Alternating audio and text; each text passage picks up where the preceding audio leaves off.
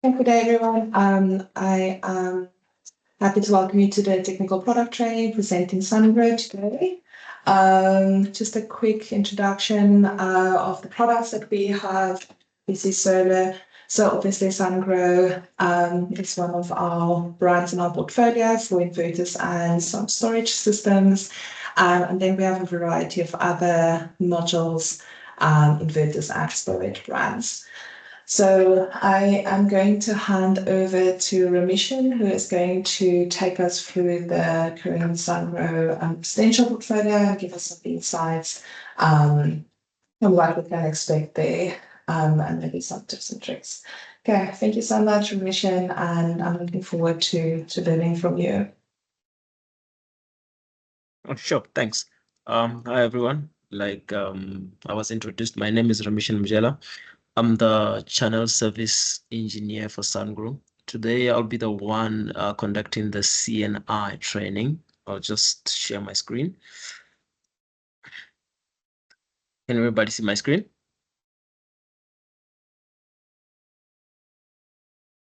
Yes, yes, we can see your screen. Okay, so we'll be doing the Sungrow CNI grid tie inverters today, basically. So from the beginning, Sungrow has two versions, but we are phasing out the old CX version, but somehow in the market, we still have a couple of these, the old CX. We're phasing them out with the CX P2 series, basically. So the old version, we had the SG 30, 40, 50, and the 110 CX. The 110 was our biggest product. And on the new versions, we have the 33, 50, and 125, where the 125 CX P2 becomes our biggest inverter in the CNI market. Then the next part is the content of the whole training will be the basic structure, the application, the commissioning, and we will do the Isolar Cloud basically for the product. The Isolar Cloud is our monitoring platform. And then we'll start with the basic structure, then go to applications, commissioning, and then finish with the Isolar Cloud. Then the next part is how they actually look visually. The old CX version and the new CX version, there's not much difference besides on the what you call on our biggest inverters that we used to have, which was the 110, and the new one, the biggest one that we currently have on the market, which is the P2. Only the AC cabinet on the 110 is in the front, and on the 125 it's on the side. The rest, they look pretty much the same. They still don't have a screen. All the operations on these inverters are done through the iSolar Cloud app that you can download on iStore or on Google Play Store. Then the next part is the part list. So when you buy any of our Sungrow product, doesn't matter which one is it, you'll get the installation, basically all the parts or all the required parts to be able to do the installation on that particular inverter. In this case, if you purchase one of our 125, you will get the mounting bracket with the spirit level at the back. You'll get lifting poles. You'll get the screws to mount the brackets. You'll also get the MC4s to do the connections. Since this is a 125, it has 12 MPPTs, each with 2 string input. Hence, you'll get 24 string connectors into the inverter. And communication, all that is part of the package. So it's not bought separately. The only thing that you'll need, basically, if you buy the Sungrow inverter is the inverter itself and AC and DC cables going into the inverter. That will be the additional stuff that you need to buy just to commission basically one inverter on site. Then the next part is the main parameters. So under main parameters, just to show basically the difference between the P2 and the old CX version is. With our old CX version, the maximum input per string was 13 amps. On these new ones, on the P2, the maximum MPPT current is 15 amps, which makes this the old CX version per MPPT will be 26. The new P2 will be 30. but per string, the maximum is 13 on the old CX, and the maximum on the old CXP2 is 15. The maximum input voltage DC is 1,100 on all of them. Then the 33, they have 3 MPPTs, each with 2 string inputs. The 50, they have 5 MPPTs, each with 2 string input. The 110 has 9 MPPTs, each with 2 string input. And the 125 has 12 MPPTs, each with 2 string inputs. The benefits of having the new CXP2 version is that they start up earlier, as you can see from the bottom. The CX compared to the same version, sort of like the same power rating of the inverter, which is the CX CX compared to the CXP2. The old CX would start at 200 to produce, and the new P2 will start at 160. Same thing with the 50. The old one will start at 200. The new one will start at 160. Say, even comparing the two, our biggest inverters, the old 110 will start at 200, but the new 125 will start at 180 for production. So they'll give you a longer yield. They'll start up earlier and shut down late. Then the next thing is our rated AC output. So with our rated AC output, you don't have to change any settings directly on an inverter. The only thing that matters is what are your line voltages. So from 230, which means it will be 400 per line, or 220, which means it will be 380 per line, between 2 lines. You can either use delta or star connection, meaning if it's delta, you only have 3 lines directly going into the inverter, or if it's star, if you have a neutral and an earth, you can also connect it, but you don't have to change any settings. It just depends on what kind of source you're taking your power from, and the inverters will be able to adapt to that connection basically, without any changes on the inverter directly. Then the maximum output of these inverters are, for the 33, it's 33 kilowatt, that's the max, but Sungrow inverters are actually rated in kVA.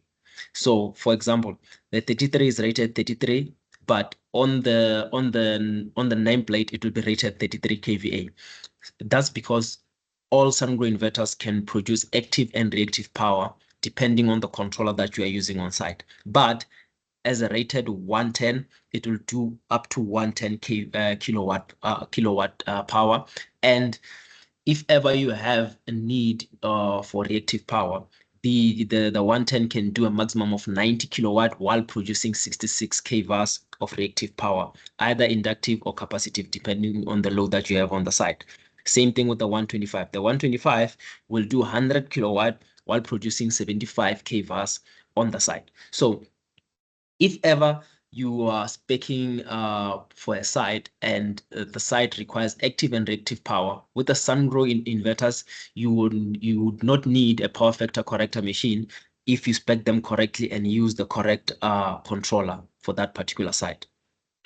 Then the efficiency is the same in all the inverters. It's 98.5, and the IP, the IP rating is 66 with the corrosion rating of C5, meaning these inverters, as long as you are 500 meters away from shore, you can still install them outside. They will not have problems with rusting at all.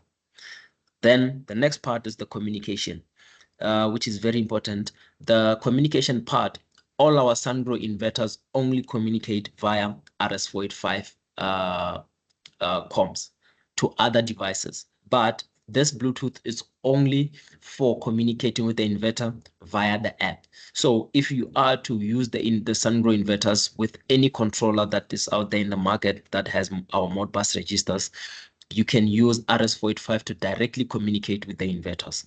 And that's the only communication module, that the inverters actually have. They can only do RS485 with other devices or with other controllers.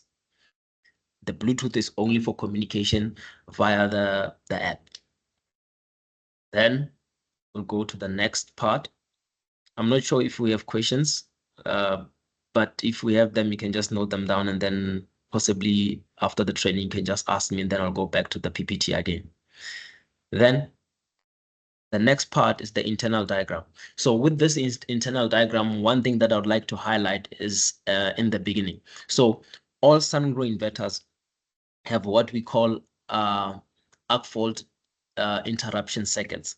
So that arc fault interruption circuit is built in just after your string connections. There's a board, we call it the arc fault interrupter board.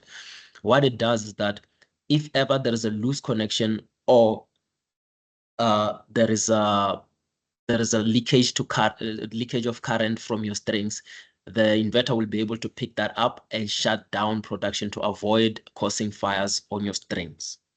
Then after that, we also have what we call anti-PID, which is a built-in function for this system, whereby the system at night tries to reduce the potential degradation induced in your PV. So anti-PID is a process whereby the system tries to eliminate the capacitance that tends to build in the modules when you use them on a daily basis. So normally when the modules are actually producing power, what happens is electrons are activated by solar radiation, and they move from negative to positive, and that creates the actual current flow that you draw basically on the panels. But when that process is happening, the electrons tend to stay in the positive side. So if you have the Sungrow inverter at night, when there's no production, they induce a negative DC voltage back into the panels to reverse that process basically. Then that tends to improve the efficiency of the panels and gives them a better gives you a better yield in the long run basically. So that's also built in the Sungrow inverters. And then one important thing just to highlight is in all our strings, basically string connections of the inverters, our current monitoring, meaning our current sensors, are only on the odd strings. This is important. So for example, the current, if you can check here where I'm highlighting, this is the current monitoring, the current sensor sitting on the odd string and sitting after the MPPT. So the current on the odd string is measured, and the current from after the MPPT is measured. The current on your even strings are not measured. So what does that mean? It means that if ever you are connecting you're connecting strings and you only connect one string per MPPT, connect them on the even string so that you can be able to measure the string current, because the even string current is calculated based on the measurement of the MPPT minus the string current of the odd string. Then it gives you the even string current MPPT. So if you directly connect strings on the even string, you'll only be able to see the MPPT current on the isolate cloud. On the odd string and even strings, there will be zeros, but current will be there. It doesn't mean that the inverter is faulty. It just means that the string is connected on the even string input, but where there's no current monitoring or current sensor in simple terms. Then the next part, sorry about that. You just have to go back. The next part is the DC switch. So all Sungrow devices come with built-in DC switch to isolate your strings. For example, the 110 has 3 DC switches. The 125 has 4 DC switches, whereby it isolates 4 MPPTs at the same time. So it sort of like tends to eliminate the necessity of getting isolators, but you still need them. This is just for extra protection for your system as well, that you can also isolate directly on the inverter and leave the other strings on when you have issues with your strings. Then the next part is DC SPDs. So Sungrow grid ties, all of them have type 1 and type 2 DC SPDs, and on the AC side, we only have type 2 AC SPDs, which are built into the inverter for that additional protection. One other important thing is the DC EMI. So these grid ties emit zero electromagnetic interference, meaning You can put them next to a TV or next to a radio, or you can put them in mines which are don't basically require zero EMI from electrical devices. So when you spec for mines, you can use the Sungrow inverters basically because they don't have EMI. I know a lot of mine will require that the device that you install on their site completely doesn't generate any electromagnetic interference. So all the Sungrow inverters have zero EMI when they are running. So you can feel free to use them, because even from the DC board, we have the DC EMI filter. On the AC side, we have the AC EMI filter, just to filter those EMIs. And in all the wires that are built are on in the inverter itself, have farad cores just to eliminate the EMI filters, to eliminate the electromagnetic interference as well. Then the next part is the MPPTs. After the MPPTs, we have the DC bus. From the DC bus, we have the DC to AC converter. And then from there, we have the one, basically I call it the one direction AC output filter. So after this relay only allows power to flow out of the inverter. It doesn't allow power into the inverter.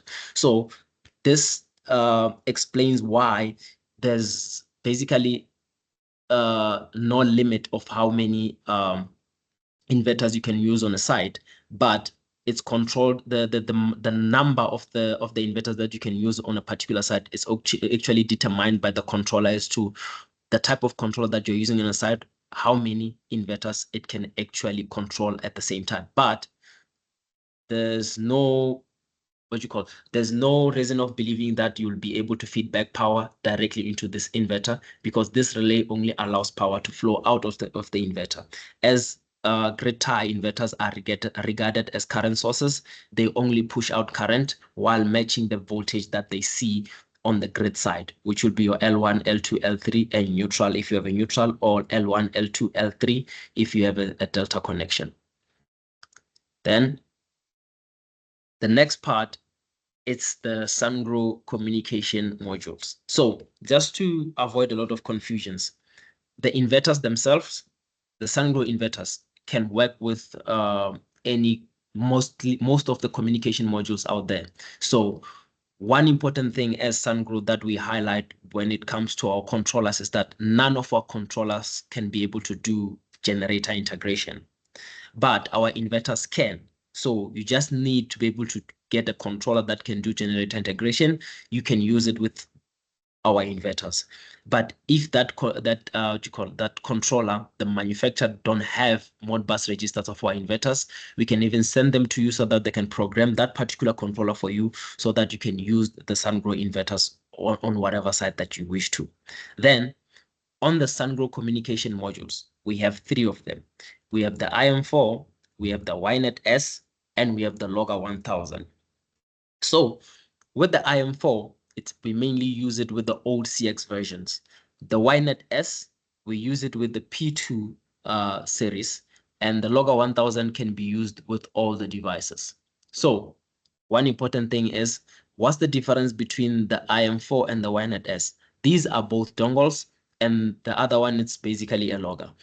These 2 dongles are different in this manner. The IM4 can take up to 10 devices, that includes the meter, and it communicates wirelessly.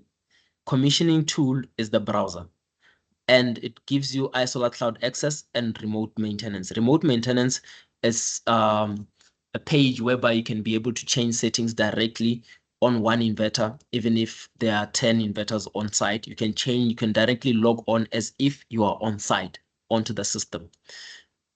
One thing to mention is that this logger, or this communication module, as I'm referring to it, can only do active power control. So if you install this IM4, it will only be able to control the active power side of the inverters. It will not control the reactive side of the inverters. It will only control the active side. And for third-party communication, it will not work with any third-party controller. If you buy a third-party controller, you have to use the Logger 1000. It is the only communication module that we have that can do that. So operation mode, it only works under closed loop. What is closed loop? Closed loop is a control mode whereby the system continuously looks at the meter to produce power into the load. So basically zero export. Then we have the YNET S. The YNET S only works on one inverter. So in scenarios whereby you'll only be installing one inverter on site, you will need to use the YNET S and one meter, which would be the DTSD Acrel meter, DTSD 1352 meter. So one inverter, one YNET S, it works just fine, but it gives you access to the iSolar cloud. It communicates wirelessly and via LAN as well. You can connect LAN. Then it sort of like acts as a monitoring device. Hence, we specifically recommend that if you are using one inverter of the P2 series with the with the meter, use the YNET S because it's cheaper, it's much cheaper, and the inverter itself in that case is the one that is doing the control. So the P2s are better than the 121, the old CX version, because if it's just one inverter, the inverter itself will be able to do zero export by just looking at the meter. So the YNET S just becomes a communication module to give the plant, the system access to the iSolar cloud. That's it. It has no other functionality on that side. It doesn't control, doesn't give you any remote, what you call remote maintenance. It just gives you access to the iSolar cloud so that you can monitor the plant. Same thing if you use the IM4, which is a bit expensive as compared to the YNET S. The IM4 will then limit you to only using it on one device, and it will still not have any control on the system, but the inverter itself will have will be the one that is doing the power control. So if ever you want to spec for one P2, buy the YNET S, not the IM4. Then third-party communication not applicable, operation mode still not applicable, hence the inverter is the one that is doing the zero export on its own by just reading the meter.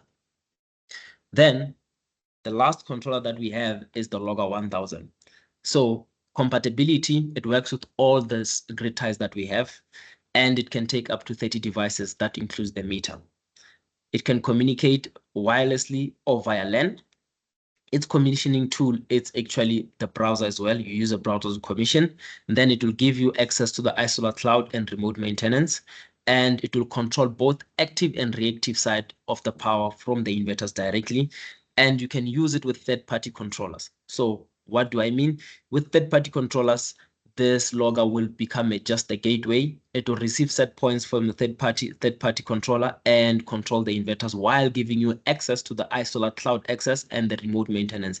If ever there's issues with one inverter on site, you can directly log on to the inverter and check what's the issue as if you're on site but remotely. Then third-party communication, like I said, is applicable, and it has two operation modules, open loop and closed loop. So closed loop, it still looks at the meter. Open loop, you can give it at one direct set point that it can maintain continuously. So on the inverter side, whether you feedback or not, it will continuously send that same set point to the inverters.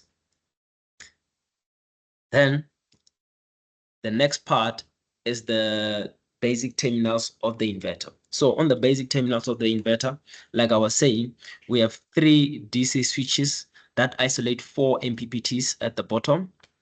And we have our COM3, which is where you're actually going to plug in the YNET S, since this is the 125P2. If you are using one inverter with a smart meter to do zero export. And then we have our communication terminal, which is the communication mode to communicate with other devices is Modbus RTU. And then we have our AC cable connection box, where you can see that we have live 1, live 2, live 3, and we have the neutral and PE inside the AC cabinet. Then the next part is the communication terminal. So just to reiterate what I've been saying, the inverter itself communicates via Modbus RTU. So you have a choice that you can use an RJ45 termination head, or just use A1 and B1. So if you're using RJ45 termination heads, this one will be in, this one will be out for daisy chaining. Same thing in this side, this one will be in, this one will be out for daisy chaining. So it would be A in, A out, B in, B out into the next inverter when you're daisy chaining. And then we have RS4853. This is our secondary COM port. These two COM ports are not the same.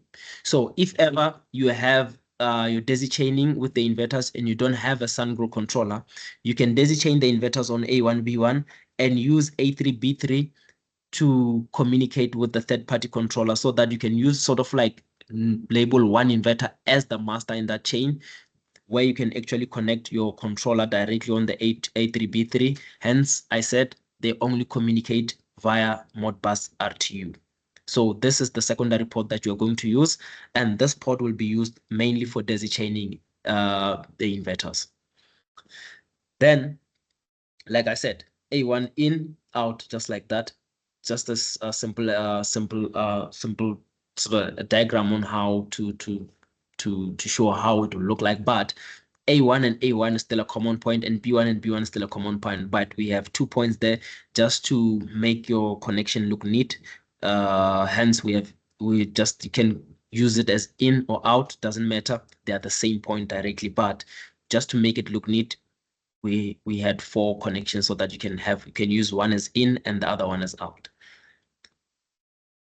Then the next part is our dry contact for emergency stop. So we have the DI and the DO and our digital input and our digital output. So on our digital output, we have our rapid shutdown stop, we have our local stop, we have our DRM. This is mainly used by the Australian market. And then we have our alarm, normally open and normally closed, that you can actually use to connect an alarm depending on what switch you're using. So if you're connecting an alarm that you need to use with a normally open switch, it will be COM and NO. If it's normally closed, it will be COM and NC. And then on the local stop as well, we have our DI, these are common, and we have our ground and ground, which are also common. So the daisy chaining in the inverters work in a similar manner. So you'll have to daisy chain all the inverters depending on which dry contact you'll be using. If you are using a normally closed switch, you will need to change the NS protection in the inverter. So in the inverter directly, you must enable the NS protection passive valid if you are using a normally closed dry contact. But you just have to daisy chain all those inverters to that dry contact and then change the NS protection to and enable it basically. Or you can use a normally open switch whereby you don't need to change any settings. You just have to daisy chain all the inverters and then use that switch. The moment you press the switch, all the inverters will go to emergency stop. When you press the switch again, and then all the inverters will go to a normal operating mode automatically. Then the next part, we have the LED status. So on the LED status, we have blue, we have red, and we have when the system is grayed out. If the system is completely grayed out, it just means that the inverter doesn't have both AC and DC power on it. And then if it's red, it means that there's a fault preventing the inverter to actually start. But if it's red and blinking, it just means that the system is connected to it's communicating via Bluetooth. It will be fast blinking and it will be red. Then when the inverter is fast blinking and blue, it just means that the inverter is actually communicating via Bluetooth. But if it's blue and slowly blinking, it just means that the inverter is on standby or starting up. Depending if you have DC and AC power on the system, you can regard that as actually starting up, because doesn't actually have a start button or on button on the inverter directly. As long as you provide AC and DC and all the parameters are correct, the inverters will automatically start up. Then the next part is actually applications on how to do the connection or how to spec one of our systems basically. So the first one is using the inverter and the dongle. If you have one inverter and a dongle on site, like I was saying, this will be the YNET S or the IM4. But if it's the IM4, it it will be just a bit of expensive communication module, but on the P2 series, it will only work with one inverter. So on the P2 series, it will be one YNET S, one smart meter, and the inverter itself will be able to do zero export. One important thing is that the CT must be in the main income from the grid, basically before the loads. So how do you see that your CT is sitting in the correct position? Without the inverter producing, you should be able to measure power going into the load.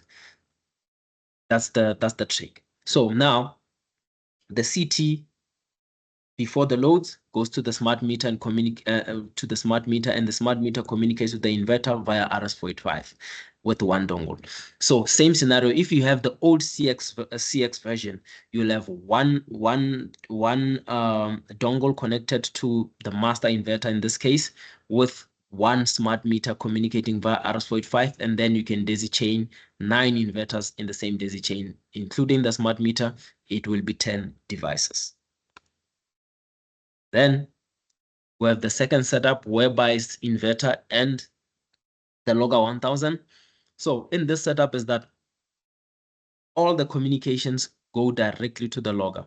So the smart meter goes to the logger, all the inverter daisy chaining goes to the logger.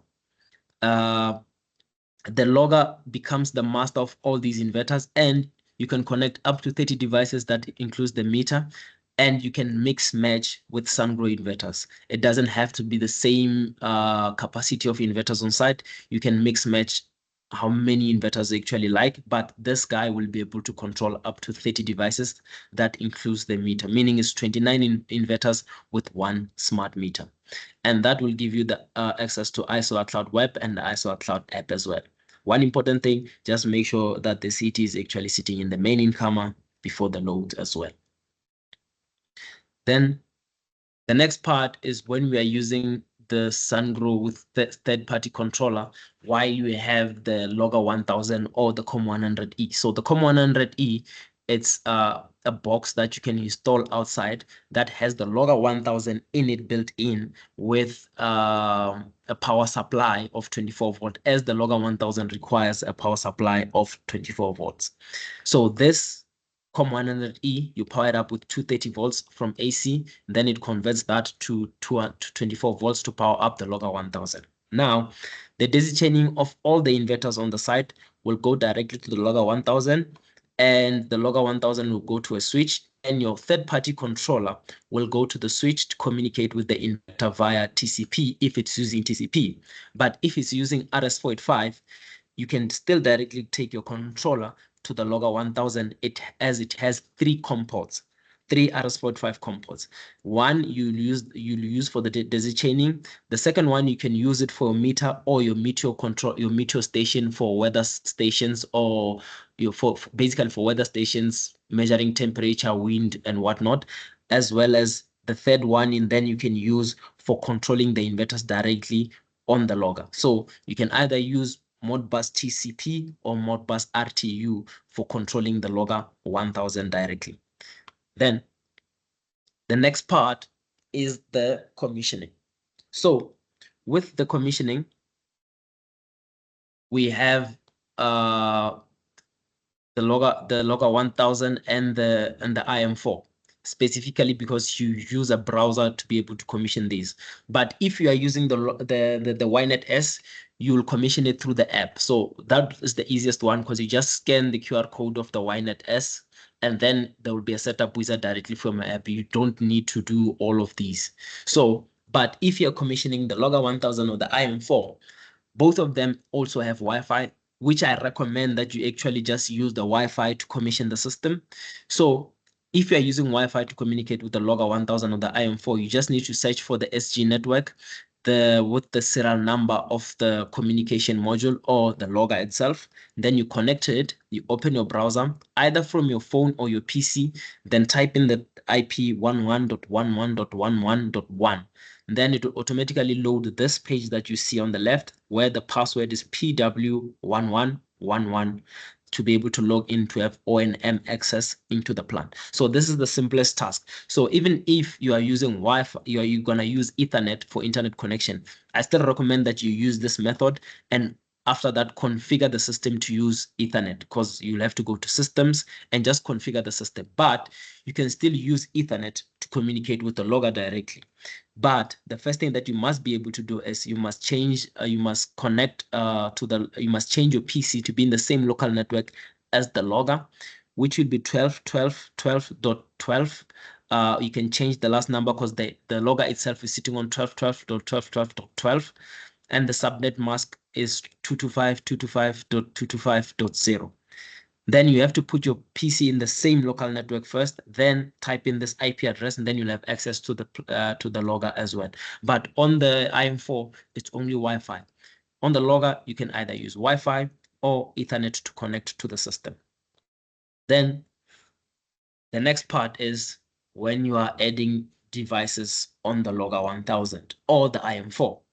So automatically for the Sungrow devices, you just search. So automatically, if it's your first commissioning and you have a logger 1000 or you have the IM4, the moment you go to device list, it will automatically search for the inverters on the daisy chain. It will pick up all the inverters on the daisy chain. You don't have to actually search them, but if there's one missing, you can just do an auto search again just to search and confirm if you don't have issues with your RS485 daisy chain.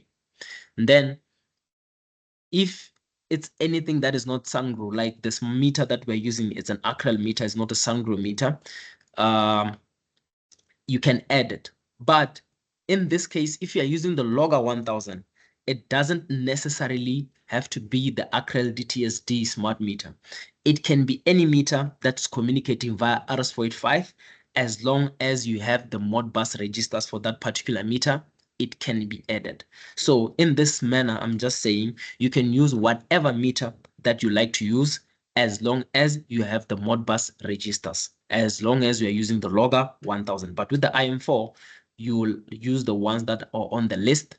But in other cases, we can actually also add meters, foreign meters on that, but you will need Modbus registers from that particular meter that you want to use if it's not part of the list. And then when I refer to other devices, I'm referring to your meteor weather station, stuff that communicates via RS485. It will automatically upload data on the iSolar cloud if you have a if you have a meteor weather station for measuring your irradiance, for measuring your temperature. You can add it directly on the logger, and the information will be displayed on the iSolar cloud directly.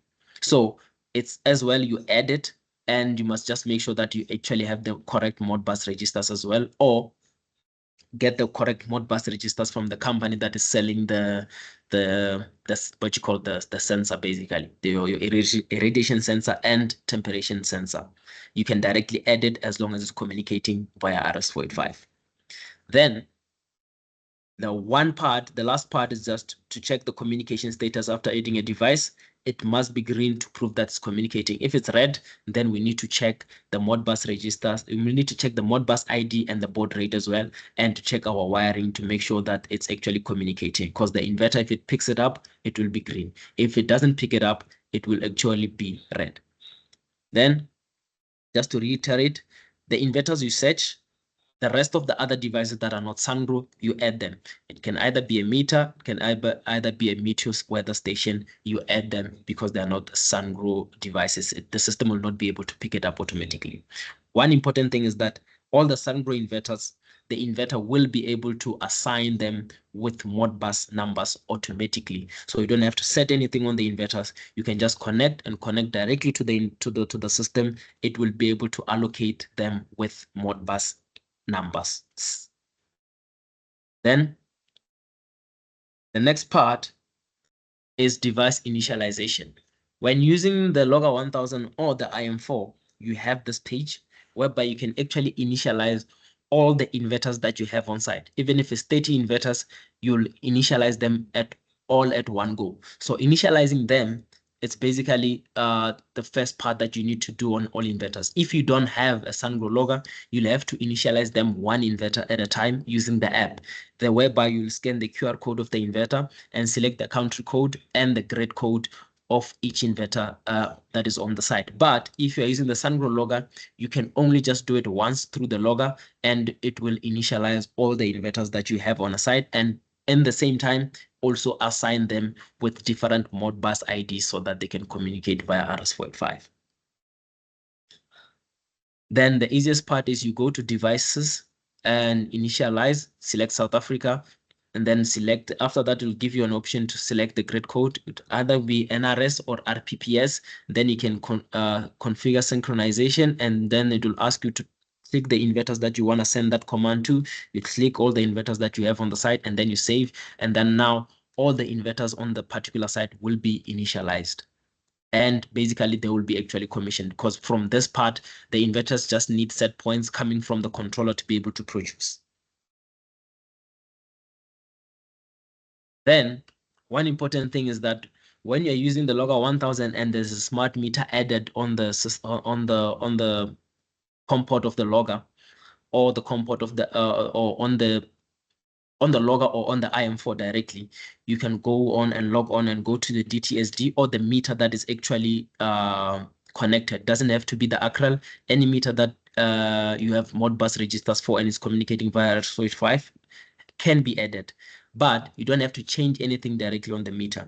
You can just change the ratio directly on the iSolar Cloud app, and it will automatically read the power correctly that is coming from the meter readings. So depending on the types of CTs that you have, with the ACREL DTSD, you use CTs that have the secondary current of 5.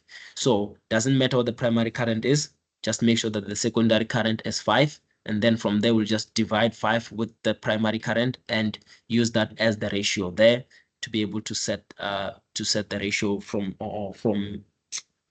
your meter, from your CTs to your logger directly, so that it can read the power correctly. Then that's CT ratio setting. Then the next part is your zero export or active power control. So in the logger, you have active power control and reactive power control. On the IM4, under this power control mode, there will be only active power control. So in this case, when we want the logger to control, we select under active power control mode, we select local power control. But if we want a third-party controller to control, you'll select remote power control. And then in case of meter communication abnormally, what set point do you want the logger to send to the system? So if you want the inverters not to produce, you can set 0. If you want the inverters to produce 100%, you can set 100 there. And then the control mode for zero export is closed loop, and you select the meter that you've already added on the system. After that, you change the instruction type to kilowatt. So to avoid the system feeding into the grid, normally we use a negative feed-in value at the bottom. So the negative feed-in value, this value, the system will wait for the system to draw 2 kilowatts from the side from grid, and then produce the rest. So one important thing is the feed-in stop, leave it disabled if your system is set up in this manner, so that it doesn't constantly switch off, when it doesn't constantly shut down the inverters when it sees that it's feeding back. So all grid ties, when they are producing and the load suddenly drops, they tend to push a little bit of power back into the grid depending on the fluctuations of the power that you have on site. But you can still increase the ramp rate and the ramp up rate and the ramp down rate. However, if the load drop instantly from maybe 100 kilowatts to like 5, some of that power that the inverter is still producing will have to go to the grid, even though it can drop that power quickly, but it will still go to the grid. So if you have that feed-in stop enabled, it will shut down the inverter to avoid doing that constantly. So you might see your inverter producing in spikes depending on how the load fluctuates. So the best thing is you leave this disabled and you use this just to draw some power from the grid, so that whenever it's throttling down, it should just limit this power, and while producing without actually feeding power back into the grid. Then basically that's how you do zero export. It's load power under local power control, closed loop. You select the smart meter, you change the instruction type to kilowatt, and you put a negative value of power depending on how balanced your phases are. at the bottom so that it doesn't feed back into the grid. Then the next part is our Ethernet network configuration.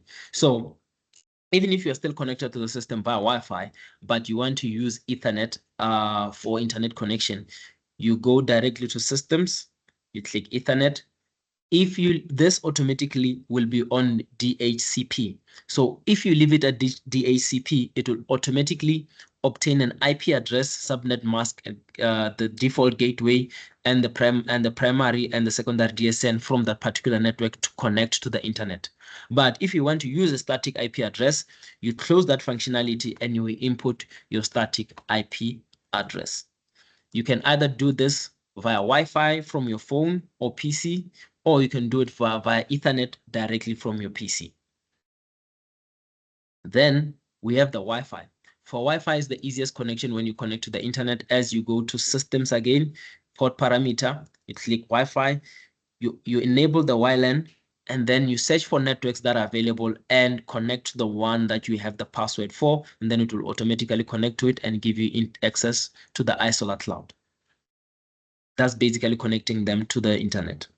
Then one important thing to mention is after connecting to the internet, you must click the server that you have your account registered on. So in South Africa, we only have access to the international server as tech support. So we advise that all our clients that are commissioning sites, make sure that your plant is also on the international server. How can you do that?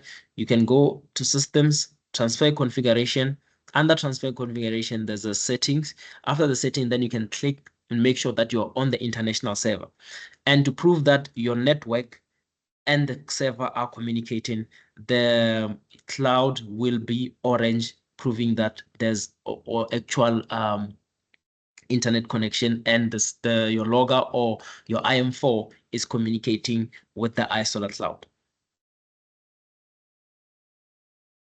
Then we have the following running modes on our inverters. The first one is standby. If the inverter is on standby, it means that it's either missing AC or DC. So just check whether you have AC or DC connected to the system and they will actually start up. Then if the inverter is on run, it means that the inverter is being controlled, or the set point that is actually sent at the moment is to produce 100% of the inverter capacity. Then the mode will be run. If the inverter is dispatch running, it means that the controller is limiting it from producing 100%. This mode, you'll see it if you have zero export on the system. The inverters will be dispatch running to avoid feeding back into the grid, and they will produce with accordance to the set points that are sent to them. And then we have warm run. Warm run is when the inverter has an active alarm that doesn't prevent the system to actually shut down. So the inverter will go to warm run while reducing sort of like production with the alarm active until it's actually solved. So the action to take is you check under alarms and follow the troubleshooting steps on the iSolar cloud. So directly from your iSolar cloud, you'll see what the alarm is, and you can follow those troubleshooting steps to be able to solve the alarm that you actually have on the system. Then the other running mode is press to shut down. Press to shut down is a command to shut down to the inverter that was sent through a controller, or you have logged on locally to the inverter and send a command to actually shut that particular inverter down. It will actually say pressed to shut down. So the solution to this, you go to device monitoring, device instruction, and you boot the inverter. Then it will move from shutdown to standby. After standby, it will go to a running mode. Either it will be run, dispatch run, or warm run, depending on the state of the inverter. Then we have shutdown. Shutdown, it's the mode where that the inverter goes to when there's actually a fault that prevents the inverter to start up. So the procedure to handle that is you go directly to your iSolar Cloud app. You can, if you have the Logger 1000, you can do it remotely. If you have the IM4, you can do it remotely. If you have the YNET S, you can still do it remotely on the iSolar Cloud. But if you are on site, you can log on to the inverter directly using your iSolar Cloud app. and check what alarm it has and how to actually solve it, as there will be troubleshooting steps on what the fault is and what's the cause and how to actually solve it directly. So your iSolar Cloud also becomes your troubleshooting manual in the same process. Then we have the iSolar Cloud. On the iSolar Cloud itself, it's our operation and maintenance app. We use it on our PV, our ESS, our EV charging, our optimizers. And one other thing you can monitor, you can upgrade and troubleshoot remotely. So you can upgrade the firmware directly from your phone.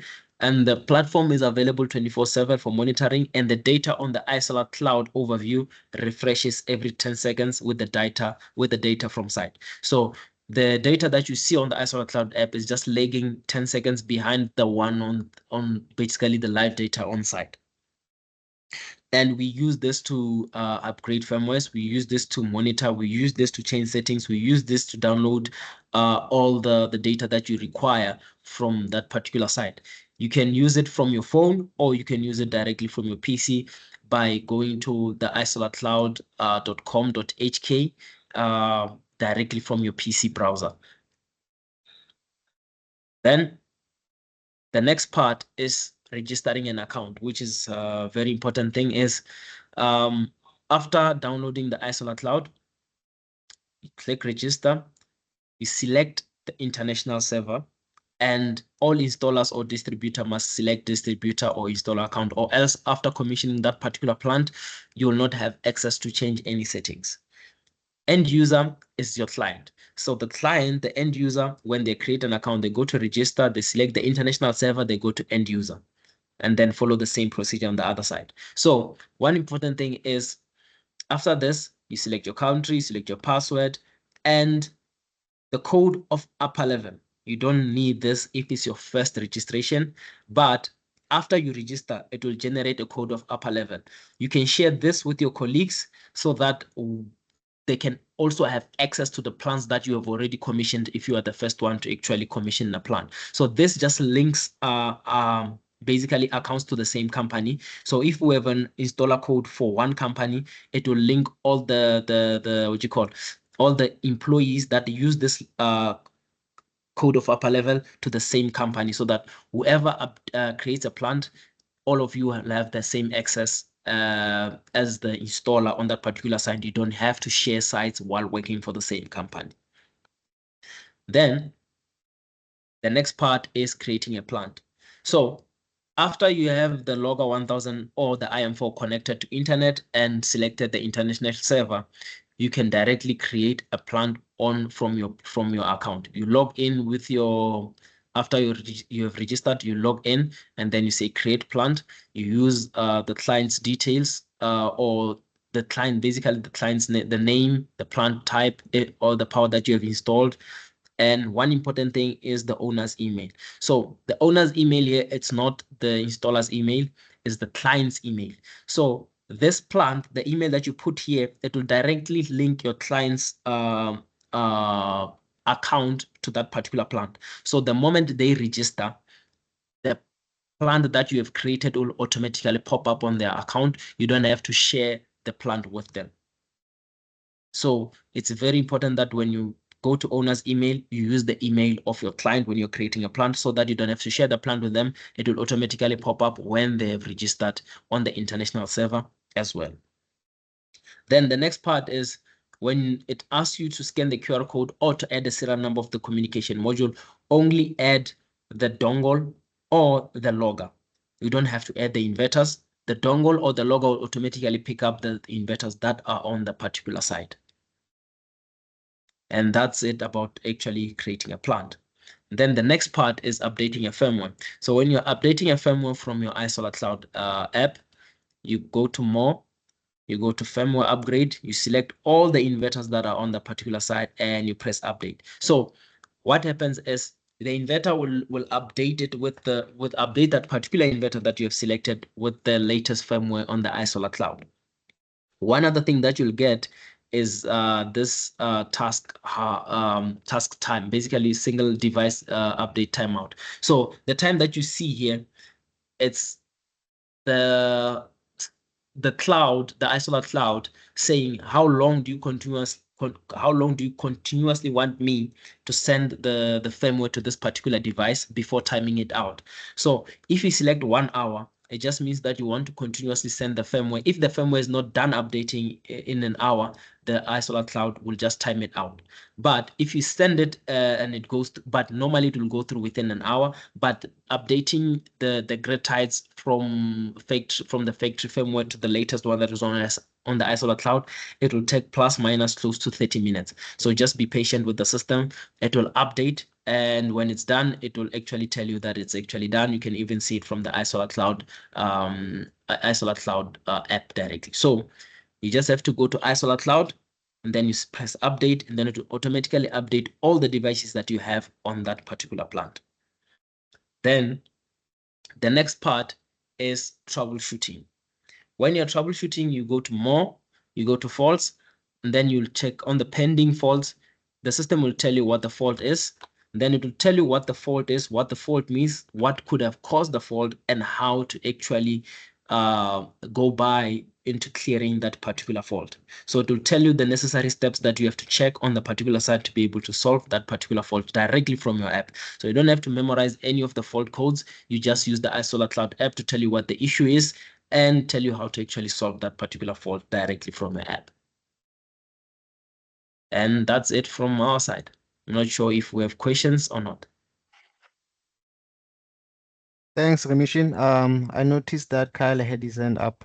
So Kyle, Okay. can you just unmute yourself and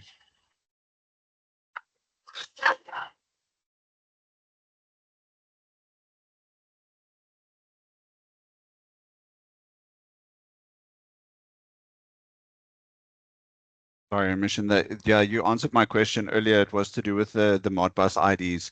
Okay. So yeah, I was curious whether you had to set that up individually on each inverter before you wanted to commission on the COM100, but then you said that once it's No. daisy chain, the COM100 automatically assigns the ID. Yeah, it automatically assigns automatically. Perfect. But So can Okay. you through the COM100 change the IDs as well? that, yeah, yes, you Okay. can. You Okay, can, yes. cool. Just And then that- just Yeah. yeah, sorry. Just that it makes it easier for you, but you can still change them. It just assigns them so that they can communicate, because all of them automatically they'll be on one. So Yes. it just assigns so that they can communicate at the time being. So if you want to change them, you can change them afterwards. Okay. It doesn't matter. Yeah. Okay, that's perfect. And then one more thing. So through the COM100, is it still possible, or is it possible to change settings like the HVRT settings, droop settings, that kind of stuff? Yes. Or can yes. it be done through the COM100? No, it can't. So basically, you can also do that through the YNet S or even Yes. the logo. But even the IM4, you can do that on all of them, or you can still log on locally to the inverter to Yes. be able to change that if you don't have all any of our communication modules, basically. Okay. And then the other thing is the frequency step. So if we have a site that's off grid and we're using the battery inverter to do frequency shifting, is it possible now to change that remotely? Remotely through the okay, you can do it here. Let me just show you something. Let me just go to the ISO. I'm still sharing my screen, right? Just tell Yes, me you if you are. see my screen. I'm Yes. gonna show you something. So okay, cool. Let me just go to any plant. You see my screen right now, right? Yes. Okay, cool. Let's just go to any plant that is CNI. I just want to show you something. Yes, you can do it in sort of like 2 ways, basically. You can 3 ways. You can do it directly on the inverter on site, or you can do it on the iSolar cloud, or you can do it on the remote maintenance through the log. So you can still do it here. So this is the 110, right? I'm just going to show you where that is.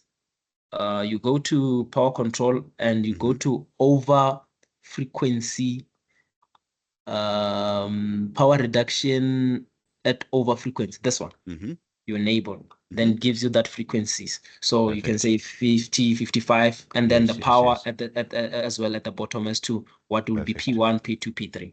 Okay, that's perfect. Yeah, it's just that we have some historical sites that don't have this functionality remotely. So if we ever do need to change something or they install a new inverter, we always have to do it on site through the app. Now, with the Sungrow, you can do it through the, so basically, if say, for example, you have the YNET S, the YNET S Yes. doesn't have remote maintenance. You do it through here. You can still do it on the Logger 1000. You can still do it on the, what you call, on the IM4. You can still do it through here, or you can go to remote maintenance and click this remote maintenance and to give you access directly to the inverter as if you're Okay. on site and Okay. still change that as well. Perfect. All right. That's great. Thanks. Okay.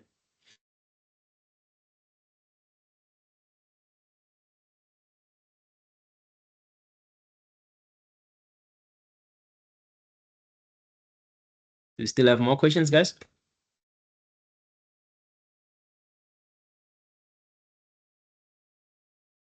Seems like there's no more questions. So Thank you, sir. just before we finish, just the majority of the questions that even if they encounter the problem, I'm sure you Alton is still in the meeting, right? No, unfortunately, Alton is on leave. Okay, cool. You can just post it in the IBC group as well if your clients ask you questions regarding this the CNI stuff, and then we'll be able to answer you from there as well. So Okay, whatever cool. that they can think of afterwards, just post it in the group, and then we'll be able to answer it. All right. All right, All right. Thanks. no problem. Thank you so much, Rumishan. problem. Really appreciate it. No problem.